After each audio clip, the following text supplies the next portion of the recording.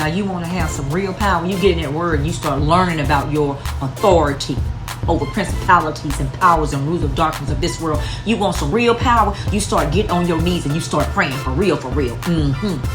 You can pray a prayer and have the person saying, you know what, I apologize. I did not mean to say that or do that. But you know what, my life has been a living hell ever since I did it to you or said it to you. I just want to come and I just want to apologize. I've had so many people come to me over the years and have said, you know what, I just wanted to apologize to you because ever since I had did that, my life has not been the same. I know you are a woman of God. I know that you had some people in your life that have come to you and apologized because they had to get that thing right. In the book of Esther, Haman's agenda to kill Mordecai because he was a true Jew backfired. The Bible doesn't mention if he ever had the opportunity to repent. They would try to set you up, but really they're setting themselves up.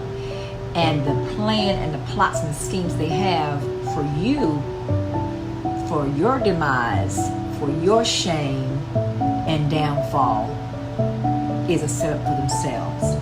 You cannot mess with a woman and man of God who is righteous and doing the word for real, for real. Because if you do, you're going to be in trouble. I'm just going to tell you, you're going to be in trouble.